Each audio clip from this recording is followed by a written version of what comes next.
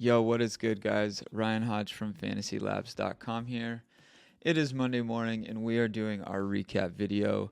Week 6 is officially in the books, and figured we'd spend some time going over my process, my contest selection, the plays that I was on, the stacks that I made, and the losses that I endured for the fourth week in a row. Um, on that, I think only playing tournaments, small field, large field, doesn't really matter. Only playing tournaments, you're going to go through multiple weeks of losses. If you don't, then you're smashing. Ride the hot streak, love it. And I'm not saying you might have 2 or 3 weeks where you have like a hot streak, but most of the time there are going to be times where you're losing. You're losing 5, 6, 7 weeks in a row. I had 2 winning weeks in weeks 1 and week 2, and I've just booked losses since then. And I don't, one of the reasons why we do these reviews is to go over process, to go over contest selection. I don't think that I'm doing anything wrong. I believe my player selection, the way that I'm creating and coming up with my player pools, the stacks that I'm on for the contest size that I'm playing, and how I arrive at my individuals or my one-offs, around my stack, I think everything is okay. I think my ownership in my lineups is good. I think the volume that I'm seeking in my wide receivers and running backs is good. And I think the stacks that I'm on make sense in regards to leverage, in regards to ownership, in regards to still being good plays. I'm not out here stacking, just absolutely egregious Jared Goff to, Quintez Cephas and running it back with, something dumb like not Jamar Chase, in week 6, or not T Higgins, and using I don't know, just something absurd, right? Like CJ Uzama, like that kind of stuff is just ridiculous. Even if it works 1 out of 17 weeks, give me a break. It's just not profitable long term, right? So point being is the stacks that I'm on, this week specifically, I talked about this Baltimore Chargers game. Okay. So I thought that this was going to be overlooked. Now, I thought that Baltimore would carry some ownership, and I kind of gave a few examples of their projected rostership here, right? Of doing Lamar and Mark Andrews and two of the Chargers pass catchers, one of them popular, one of them who had 5% sub projected ownership. A little bit more of an onslaught if you're playing in smaller field stuff. And you can see that there was a significant discount on this Chargers side of the football. I mean, just by pivoting to Justin Herbert, Keenan Allen, who I had projected for a good amount of ownership, but using Marquise Brown, or using Mike Williams, and Marquise Brown was even lower, or you could even use Mark Andrews, and this was still a lot lower than using Lamar rather than Justin Herbert. So I thought that this was still a really, really good spot, right? Healthy implied team total, 24.5 points, are playing at the fastest situation neutral pace in the league. Great opponent plus minus for Herbert. He's throwing the ball a ton, and this game had the second highest over under on a 10-game slate, right? At 51 points. So I thought the process was great. And if we go take a look, it's never good when CSGO is in my highest one after an NFL slate, my winner take all CSGO that I play. If we take a look, the ownership was exactly what I thought it was going to be. Look at Justin Herbert here at 7.2%. Now, I knew that I was playing chalk with Mark Andrews and Keenan Allen. I absolutely knew that. But look at where I got different. Adam Thielen, 4% owned. DeAndre Hopkins, 3% owned. Justin Herbert, 7% owned. I think that's fine for a quarterback, right? He's not 15, he's not 10. Still a good play. And so I just and Robbie Anderson, 8% owned. So and this tournament isn't that big. I think there's 800 something people in this tournament. 833 with 30K up top and raked okay as well. So like I thought that this was a good lineup where I still had very low owned plays. I don't need a bunch of sub 5% guys. This isn't the Millie Maker, right? So, it is what it is. Chalk running back got there. We take a look at just like some of my core plays with Daryl Henderson, Joe Mixon, and you can see in my lineups and my entries here, my exposures. Daryl Henderson, maybe a little too much on Robbie Anderson. I don't know. I liked the ownership. I liked the air yards. I thought the game environment was fine. He got targeted like 10 or 11 times and caught like 3 balls. Like, I'm so sick of Robbie Anderson air yards or intended air yards that he's not coming down with. Keenan Allen, I knew I was eating chalk, but this was all about that Herbert side of the football. I thought I could get different at tight end, but still playing good. Like, Parham is thin. So maybe I need to reevaluate that. Like, I don't know, maybe just play Ricky Seals-Jones. But I was already eating like a lot of chalk at running back and Keenan Allen, so I was just trying to get a little bit different than a chalk tight end. Tyreek Hill, Terry McLaurin, one-offs. I had a lot of correlation with these two guys. I kind of wasn't really on Kareem Hunt, and then like late Saturday night, Sunday, I was like, yeah, I should probably play a little bit of Kareem Hunt. Same thing with Adam Thielen. Shout out Dutes58. We were having a conversation late Saturday, early Sunday morning, and I started to get on Thielen. Honestly, guys, sometimes it can be as simple as Thielen's been getting a lot of great work. He had a down week, and his price came down. Just play the guy. And that's honestly kind of what it came down to. High-value targets in that offense for Adam Thielen as well. And he had a little bit of an explosion there. See a couple other of my ownerships here. I started to move away from Brandon Cooks as he started to catch a lot of steam Friday, Saturday. So I kind of just moved away from him. I had him projected like 4% ownership. I think he ended up at like 15 in a lot of my contests. So I thought my process was good there, moving away from Cooks. And my pivot was actually Adam Thielen. I talked about that Sunday morning on my Twitter feed. So blah, blah, blah, blah, blah. Whining, whining, whining. But like, you guys get the idea. I think my process is fine. I'm going to have losing weeks.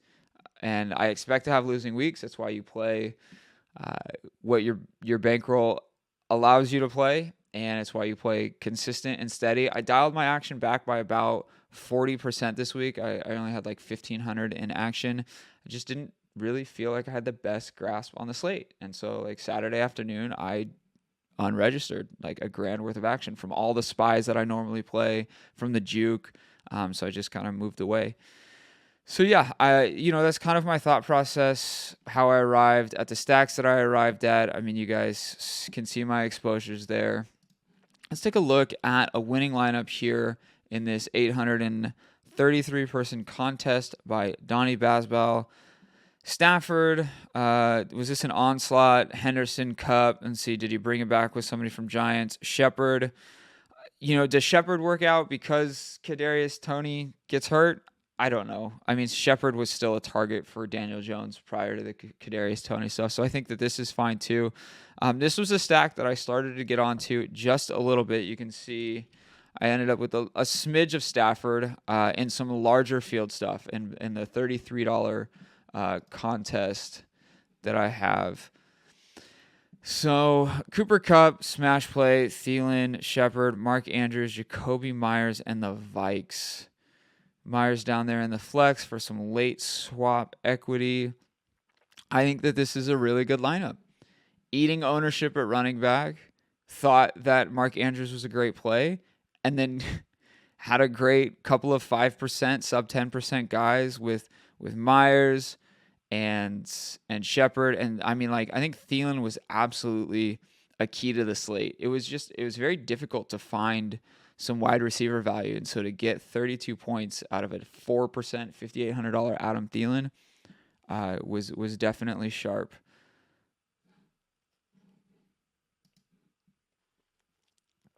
Darrell Williams and Henderson, another Cup, Stafford, Thielen, Marquise Brown, even with the snowflake. And so this is why I find myself playing in some of these smaller field contests. You can still have a really good day and have a guy like Robbie Anderson. Like Robbie Anderson didn't murder anyone. You weren't dead in some of these contests because you played Robbie Anderson or Marquise Brown. I mean, Marquise Brown was even 20%, 7.5 points.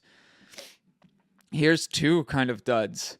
Got there with the CeeDee Lamb, Dak Prescott late, got there with Jonathan Taylor finding some touchdowns late. It was nice to see Indy giving him more than like 4 touches, which they gave him in like the first and second quarter. That game was absurd. I thought Odell Beckham was actually a really good play off of Kareem Hunt. If you were not playing Kareem Hunt in large field, I thought ODB was a great pivot. People have been sick of, just like Robbie Anderson. People are going to be sick of Robbie Anderson. People have been sick of Odell Beckham, so you play the guy, right? RSJ, I mean, wow, 46%. It's just nuts. This is why I was trying to get away from RSJ at tight end. I still thought he was a great play, but as like the week went on, I was like, how can I get a little bit different than RSJ? Definitely had a long touchdown, help him get there, but that's part of the process. Hubbard was a tough one. Like, does he have any sal cap? No. Okay, I was gonna say he had $1,000 for Henderson, or I mean $100 for Henderson to go from 59 to 6K, but he didn't have the sal cap, so I guess Hubbard's fine there. There were stronger plays at running back.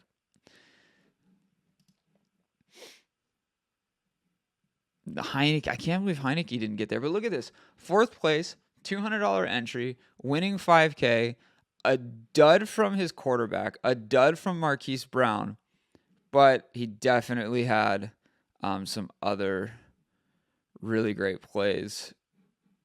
Courtland Sutton was a guy who I almost wrote up and started to just not using him in my lineups because of Keenan Allen. Like, what a sick little swap. But that's because of the Herbert stuff that I had. So let's hop over to our contest dashboard here and take a look at some of these winning lineups. Let's see who won the millie, the $20 millie. What shipped this thing?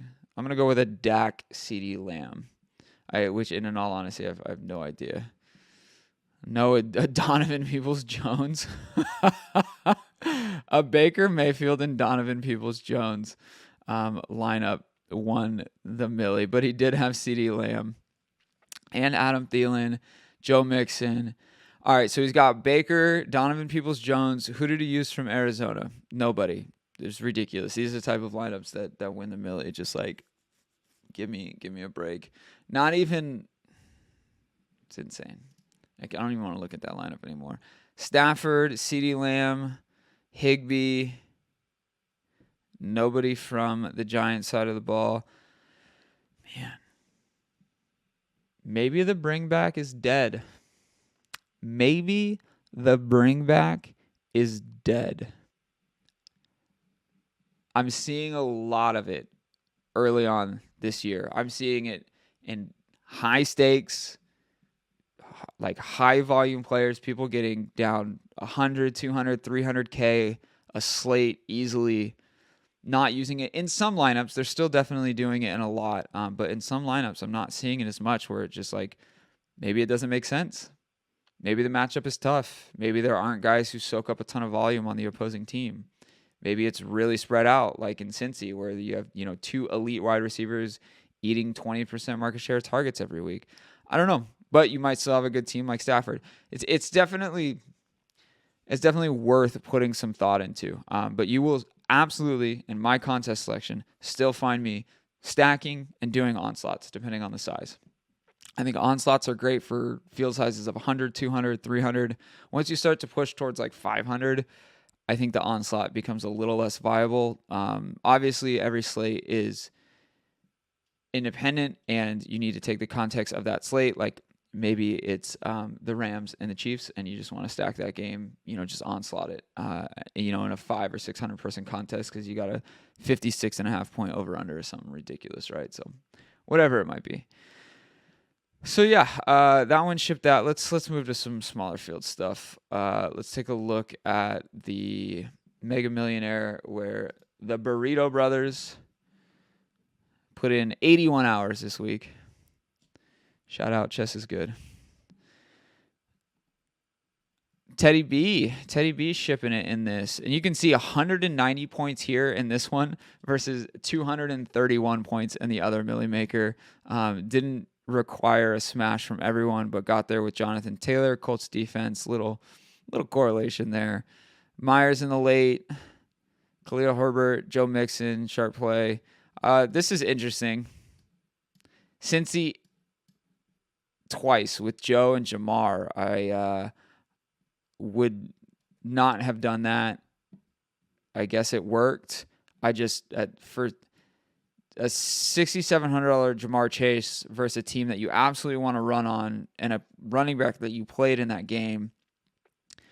I'm like pooing on his $1 million lineup. Meanwhile, I'm over here booking a 50% loss on the week. But like this just doesn't make sense to me. I thought that there for $6,700, you could have definitely had a much higher correlated lineup for sure than playing Jamar Chase and Joe Mixon. But it hashtag got there. So GG. Let's take a look at Giant Squid. Where was he at this week? Oh, 4th for 100K. GG fam. Kirk, Dalvin, Thielen, and Robbie Anderson maybe did not bring it back. Literally nobody on Carolina, right? I'm not missing anything. See, this is what I'm saying. Some of these guys, like, how do you not have Robbie Anderson or DJ Moore? It's just like insta insert for me.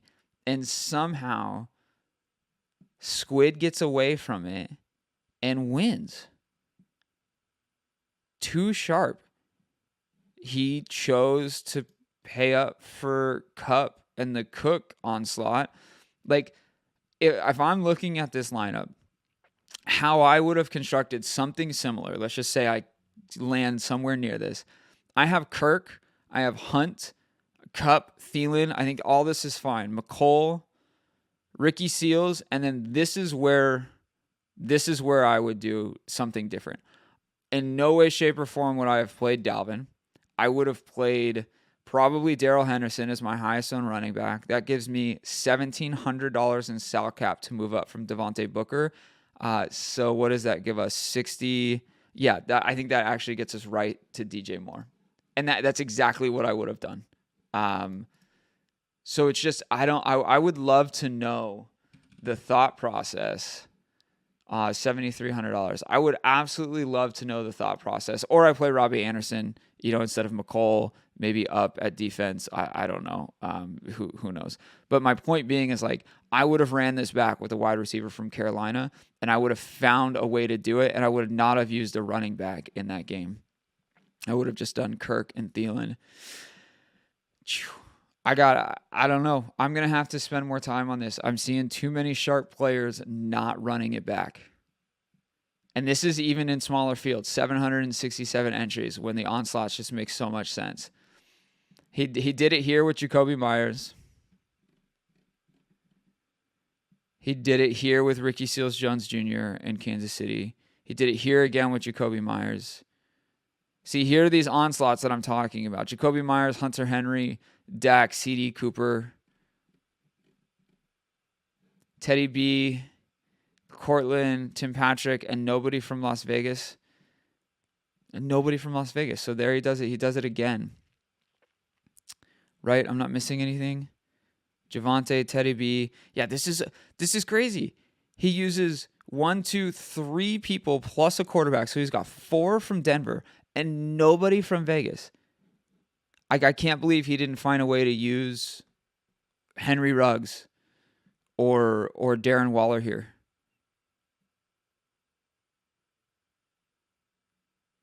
And it looks like he liked this game. So I can't believe he didn't have like Jacoby Myers. Oh, weird. Squid, talk to me, brother. All right, let's take a look at Wilson here. Mac, CD. Okay, so he's stacking. Mac, CD, Jacoby Myers, Joe Burrow, Jamar Chase, and we're from Detroit. Emmons, Ron, St. Brown, Heineke, Tyreek, K, Stack, Mahomes, Stack. Oh, that's thin. 3,400. He's all over this Kansas City game. Kelsey, Heineke, Burrow, St. Brown, Mahomes. Yeah, so Wilson's got the stacks here. See if JK, another very, very sharp player. Did he do it? Hunter Henry, Dak, Heineke, McCole Hardman. So, yeah, looks like he's doing it here again, too. Kadarius Toney with the Stafford stuff. I thought that was probably the most likely play for sure. I had a little Evan Ingram with mine going back to the well there. So, yeah.